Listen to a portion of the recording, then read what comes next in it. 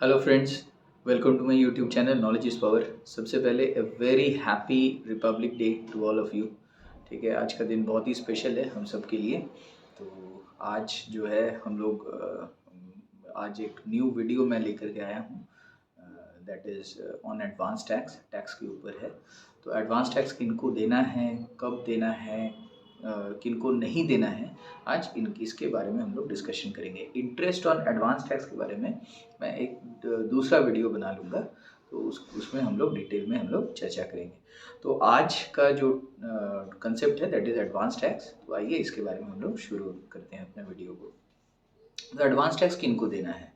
सबसे पहले advance tax उन सारे लोगों को देना है जिनको लगता है कि उनका जो टैक्स लायबिलिटी है वो 10,000 रुपीज़ क्रॉस करने वाला है। ठीक है, जैसे मान लीजिए कि मुझे अगर लगता है कि मेरा करंट ईयर में, जैसे मान लीजिए कि फाइनेंशियल ईयर 2023-24 का टोटल टैक्स लायबिलिटी अगर मुझे लगता है कि वो 10,000 क्रॉस करने वाला है, तो मुझे एडवांस टैक्स पे करना चाहिए for the financial year, for the income earn during the financial year 2023-24।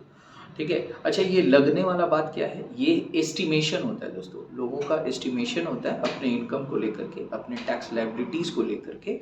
तो उस एस्टिमेट के बेसिस पे आपका एस्टिमेटेड टैक्स लायबिलिटी हम लोग चेक करते हैं कि whether it is going to cross 10,000 और नॉट। अच्छा, तो ये जो एडवांस टैक्स है इसका जो कंसेप्ट है बहुत ही यूनिक है। क्यों?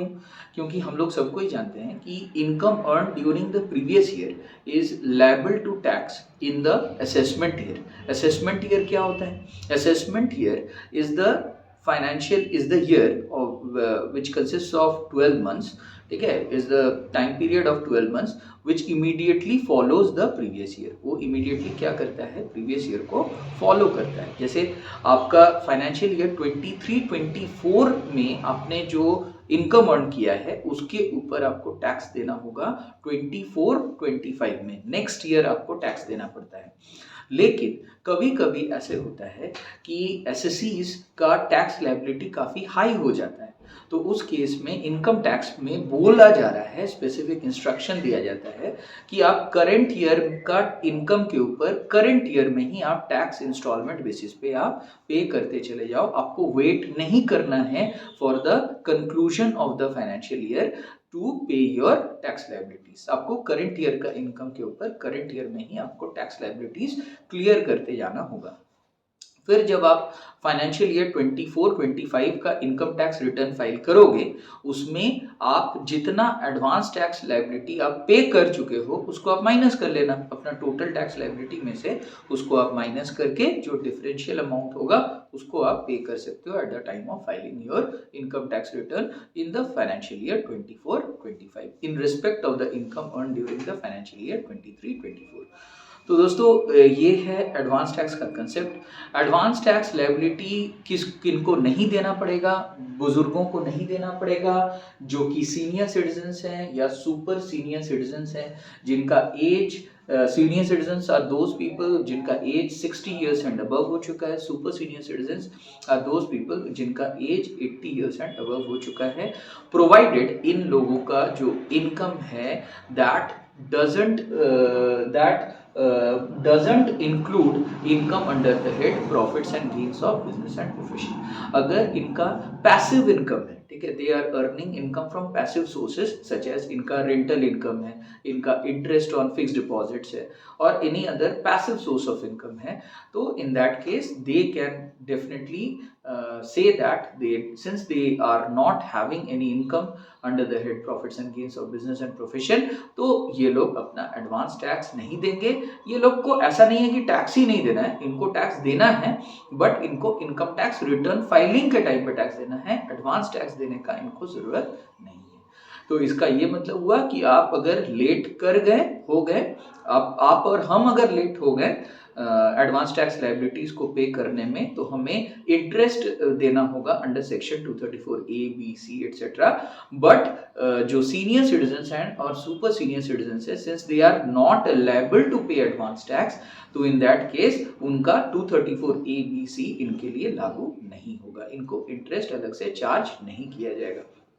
ऐसा क्यों दोस्तों? बिकॉज गवर्नमेंट नहीं चाहता है कि सीनियर सिटीजन्स को बेवजह परेशान किया जाए, बेवजह उनको तकलीफ दिया जाए, ठीक है उनको, क्योंकि टैक्स कंप्लायंस अगर बहुत ज़्यादा हाई होगा तो इन लोगों के लिए काफ़ी ज़्यादा दिक्कत हो सकता है, इनको परेशानी हो सकता है।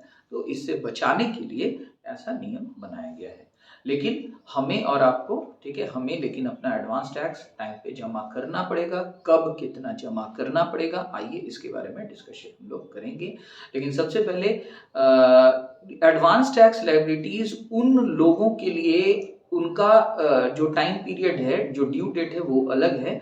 जो लोग presumptive income tax return file कर रहे हैं, अपने इनकम टैक्स रिटर्न में प्रिजम्पटिव इनकम शो कर रहे हैं under section 44AD in case of business and under section 44ADA in case of specified professions।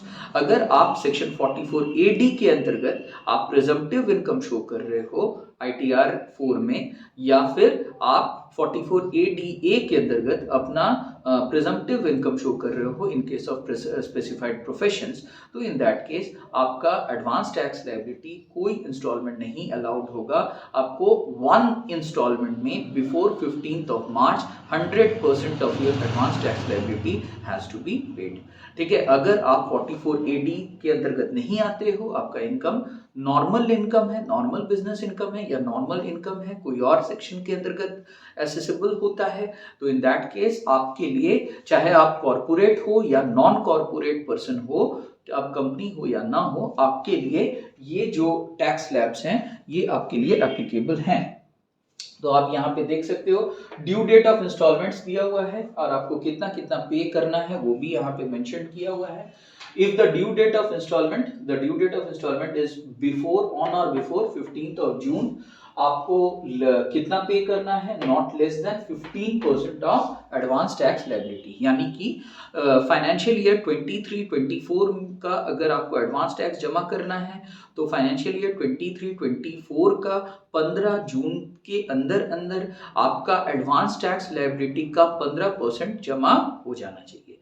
जैसे फॉर एग्जांपल मान के चलिए एक व्यक्ति का एडवांस टैक्स टोटल लायबिलिटी आ रहा है, सपोज उसका एस्टिमेट है 20,000 रुपीज, तो 20,000 का 15%, तो 20,000 का जो 15% है वो उनको उसको क्या करना होगा, वो उसको जमा करना होगा ऑन और बिफोर 15th of June। ठीक है, हाँ, जैसे दोस्तों 20,000 का 15% कितना हो गया, 20,000 का 15% हो गया 3,000 रुपया, तो 3,000 रुपये आपको जमा करना होगा as your advance tax for on और बिफोर 15th of June। फिर ऑन और बिफोर 15th of September आपको यहाँ से देखिए ड्यू डेट में 3 मंथ्स आपको बढ़ाते जाना है।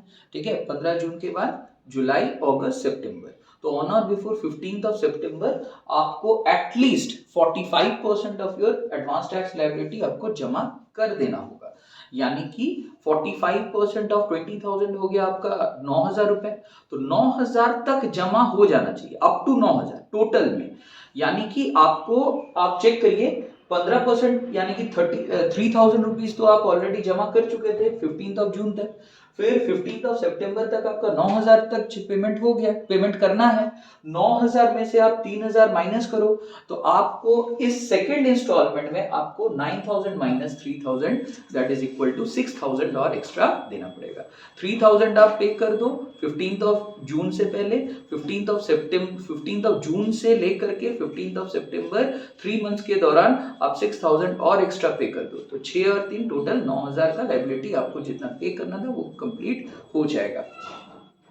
ऑन और बिफोर फिर 15th of December, फिर 15 सितंबर से 3 महीना आप ऐड कर लो तो 15th of December। 15th of December के अंदर अंदर आपको 75% of your advance tax liability must be cleared. तो 75% 20,000 का कितना होता है दोस्तों, 20,000 का 75% हो गया 15,000 रुपए, तो 15,000 रुपए तक आपको जमा कर देना होगा। अच्छा, तो इसका क्या क्या मतलब हुआ, इसका ये मतलब हुआ कि आप देखो 15th of September तक आपने 9,000 पेड कर दिया था, 15th of December तो दिसंबर तक आपको पेड करना है 15,000। इसका मतलब इन 3 महीनों के दौरान 15th of September से लेकर के 15th of December के बीच में आपको 15,000 माइनस 9,000 दैट इज और एक्स्ट्रा 6,000 आपको जमा करना होगा। यानी कि 3000 आपको पहले जमा करना है, फिर 6000, फिर 6000, आपको ऐसे पेड करते चले जाना पड़ेगा हर 6-6 महीने के, हर 3-3 महीने के डिफरेंस पे, टाइम गैप पे। इसके बाद ऑन और बिफोर 15th ऑफ मार्च आपको अपना 100% इन एडवांस टैक्स लायबिलिटी आपको क्लियर कर देना पड़ेगा। यानी कि मेरे एग्जांपल में 20,000 एडवांस टैक्स लायबिलिटी एस्टिमेटेड था, तो पूरा का पूरा 20,000 आपका क्लियर हो जाना चाहिए। तो इसका मतलब ये हुआ कि 20,000 माइनस 15,000, 15,000 तक आप ऑलरेडी पेड कर चुके थे 15 ऑफ दिसंबर तक, तो आपको कितना एक्स्ट्रा देना पड़ेगा? 20,000 माइनस 15,000, दैट इज 5,000 रुपया एक्स्ट्रा और पे करना पड़ेगा ऑन और बिफोर 15 ऑफ मार्च।